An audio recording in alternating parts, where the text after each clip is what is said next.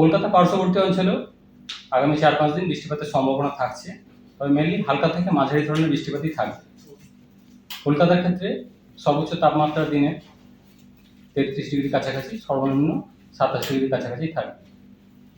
তাপমাত্রা খুব একটা উল্লেখযোগ্য পরিবর্তন থাকবে না দক্ষিণবঙ্গের জন্য আগামী 5 দিন।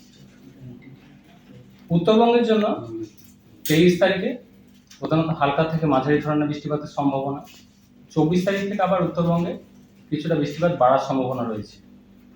বিশেষ করে উত্তরের যে জেলাগুলি রয়েছে অর্থাৎ দার্জিলিং, কালিম্পং, জলপাইগুড়ি, কোচবিহার, আলিপুরদুয়ার এই জেলাগুলি।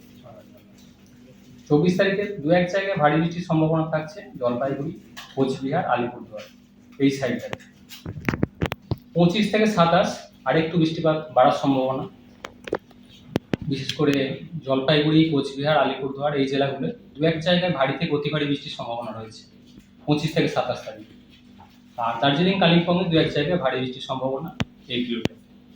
আর্দ্রতা বেশি থাকবে, কারণ অলরেডি দক্ষিণবঙ্গের কিছুটা অংশে বর্ষা প্রবেশ করে গেছে, ফলে জলীয়বাষ্পের প্রবেশ যথেষ্ট বেশিই রয়েছে বঙ্গোপসাগর থেকে, ফলে আর্দ্রতা বেশিই থাকবে। তবে দিনের সর্বোচ্চ তাপমাত্রা এখন খুব বেশি নেই, কলকাতার ক্ষেত্রে যেমন 33 ডিগ্রির কাছাকাছি, এবং এটাই কন্টিনিউ করবে আগামী 4-5 দিন।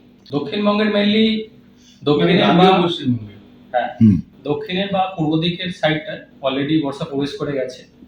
বাকি রয়েছে মেনলি ওয়েস্টার্ন পার্টটা, পশ্চিমের দিকের জেলাগুলো, মেনলি বীরভূম, পশ্চিম বর্ধমান, কিছুটা পূর্ব বর্ধমান, মেনলি পশ্চিমের সাইডটা বাকি রয়েছে। তো আগামী 3-4 দিনে সেটাও পুরোটাই কভার করার সম্ভাবনা রয়েছে। পশ্চিম বললেন, মেনলি ওয়েস্টার্ন পার্টটা এখনো বর্ষা বাকি রয়েছে কিছু জেলায়, তো সেটা আগামী 3-4 দিনে বর্ষা পুরোটাই কভার করার সম্ভাবনা রয়েছে।